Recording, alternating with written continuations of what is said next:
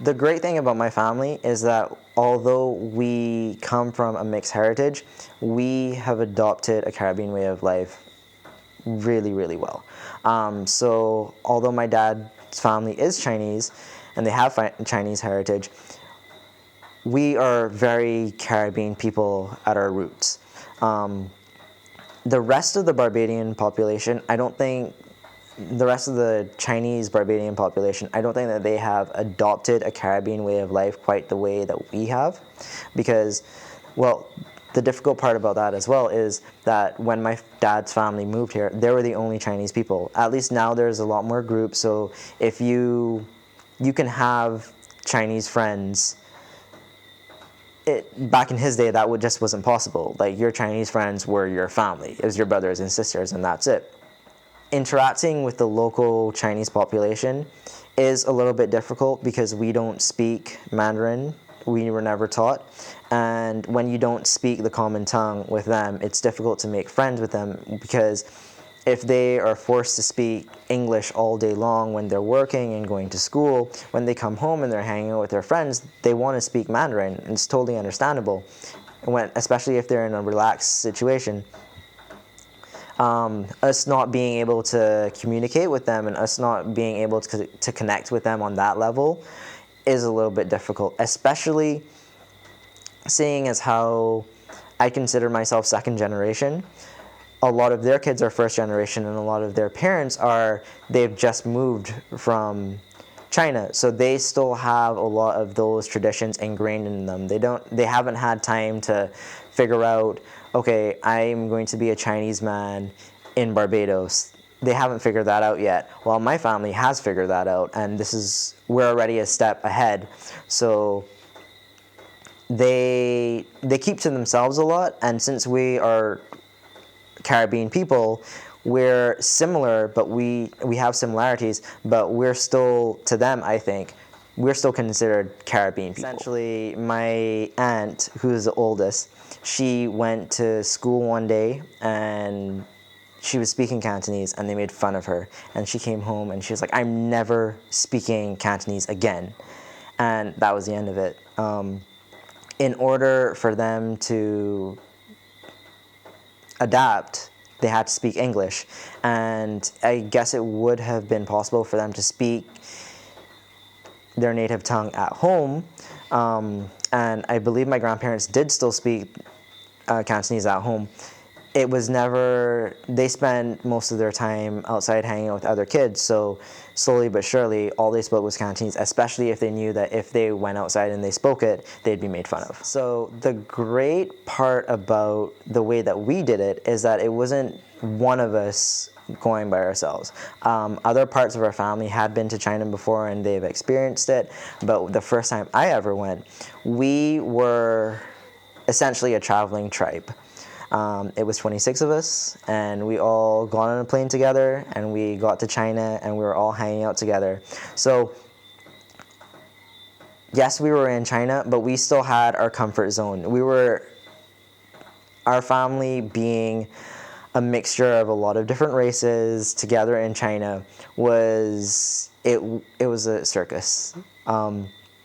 The great part about that was we got to see a lot of different parts of China, and when we went back to our ancestral home, I guess you'd call it, my grandfather's village, they knew about us. A lot of us didn't expect that they would know who my dad was or who his brothers and sisters were, but there was that connection because my grandparents, they would send home photos and they would send home little tidbits, and while they were alive, they would still write back. And although it wasn't easy to communicate, they still made an effort. So there's a lot of people who were halfway around the world who still knew who my parents were. Well, not my mom, but they still knew who my dad's brothers and sisters were and who his siblings were, and they could kind of identify them, and they would try to figure them out, especially since a couple of them had been back and they had been trying to make that connection. So we were completely, although we were different, and none of us again spoke Mandarin or Cantonese. So there was definitely a language barrier, but it was like coming home again, because they threw a big dinner for us. Everybody was just hanging out and doing our best to communicate without using language.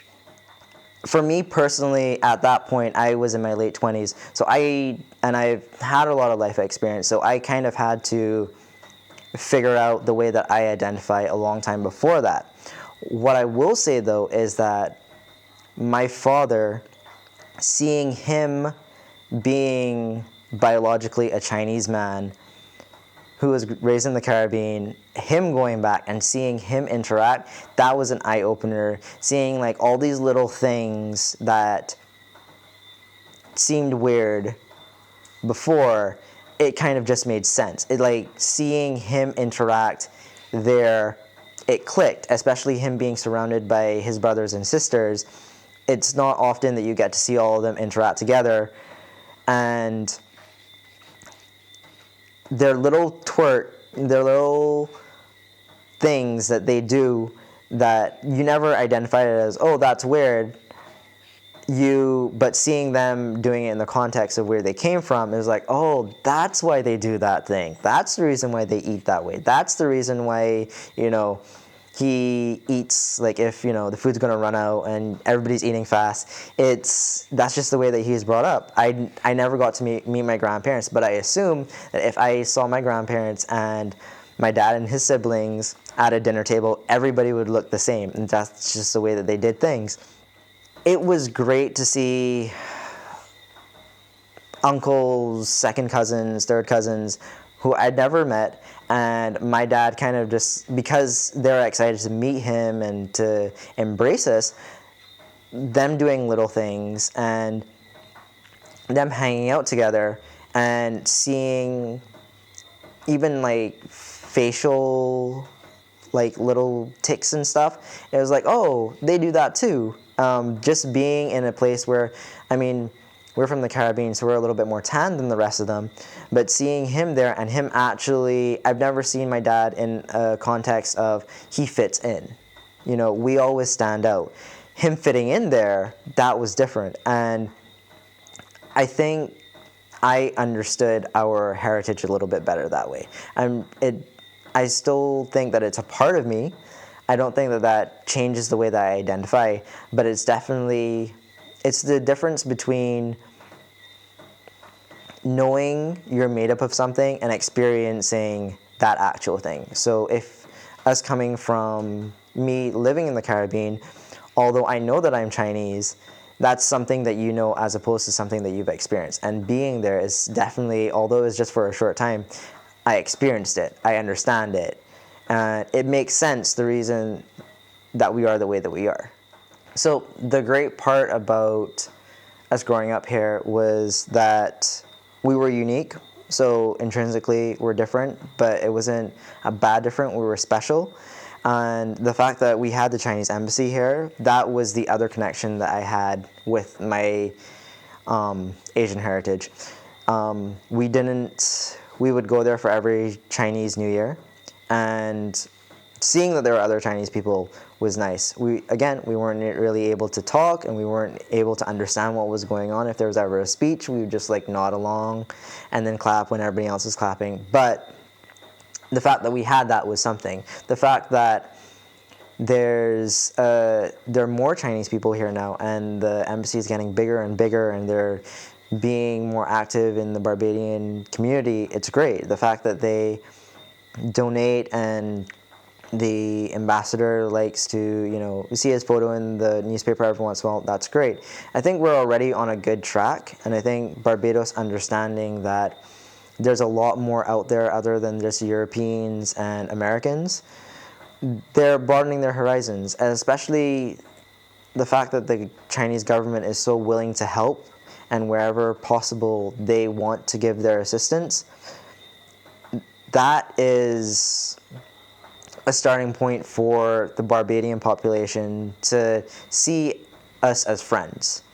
I think the fact that they have scholarships where locals can go and they can learn is a great step as well, because it's not just them coming here, it's us going there now and then coming back. And luckily for them, they come back speaking Mandarin. So whereas I can't speak to the average Chinese Barbadian, they can, which is such a gift. I've also talked to a lot of the Barbadian nationals who've gone away to China and come back, and they see the potential there. They see the connection, and they see that Chinese people are interested in, when you say that you're from Barbados, a small little island, they have no idea where it is, that they're interested in what your story is. And the more that we capitalize that, the better relationship's going to get. So one great story from our China trip was that my dad, he does not eat shellfish, he doesn't eat crustaceans, he does not eat pork. However, when you're in China, you don't really know what's coming in front of you, especially if you're not doing the ordering, and almost every meal is family style. So it's not to say that you order your plate of food and it comes directly to you. It's all the food gets thrown on the table and you kind of have to pick and choose what you're going to eat. Since he didn't do the ordering because he can't read or speak, everything just got ordered, and he's one of the few in our family who doesn't do that. Him being over there, just having to navigate that was hilarious. Him just seeing things and just like picking at them, hoping for the best, then seeing everybody is like doubling down on the lobster and the crab and whatnot, and him just like looking at it, wanting to eat it, but he doesn't eat it, and him like trying to be like, maybe I should try it. It was hilarious because that's all in him, you know. He doesn't eat pork, and especially I know that he ate a couple pieces of pork and he loved it, but he would never be like, oh yeah, I eat pork and that's delicious. The great thing about being Chinese and being Indian is that I don't get normal Caribbean food. I get Caribbean food with a little bit of flair.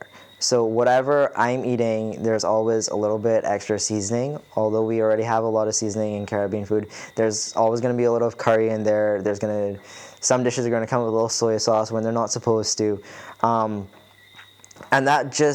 we've been doing fusion before fusion was a thing. Because Caribbean food is a melting pot of Indian food, European food, I guess you can call it American. It's Creole food. So when you have that and then you're throwing in a little bit of Chinese on top of it, it's just delicious. So Chinese food is very adaptive, and wherever it goes, it doesn't matter what ingredients they have. What they're going to do is that they're going to make it into their own thing. So the stir fries that my dad used to make, I love his beef and broccoli, but I can't go to a store somewhere in America and think I'm going to get my dad's beef and broccoli. I can't go to a store in China and think that I'm getting my dad's beef and broccoli. When I started to really get into food and I realized that what I know as Chinese food isn't Chinese food, it's Cantonese food, and my people are Cantonese, so that's the reason why I think that it's Chinese food, because that's what I grew up with, and that's my interpretation. When you go to China and you realize that China is such a big place, you don't think about it off the bat, but there's so many different areas. Of course they're going to cook different. So when you go to Hong Kong, they're Cantonese and they have dim sum, but dim sum isn't a popular thing in Barbados. It's still a little bit different. At least I knew what that was, but even their dim sum's different from the dim sum that you're going to find in New York. It's not one thing. They're so great at adapting that finding out what someone else's interpretation of Chinese food is awesome, because I know my interpretation of Chinese food is nothing like anybody else's. I've stolen my dad's beef and broccoli, so no, it's chicken and broccoli, but I wouldn't even necessarily call it chicken and broccoli because it's not just broccoli. It's loaded with a bunch of different vegetables, so it's more like a stir fry, but it's his same brown sauce. It's delicious, but it's not like anything else. The best I can do to describe it is call it a stir fry, because we stir fry it, but it's still our own dish.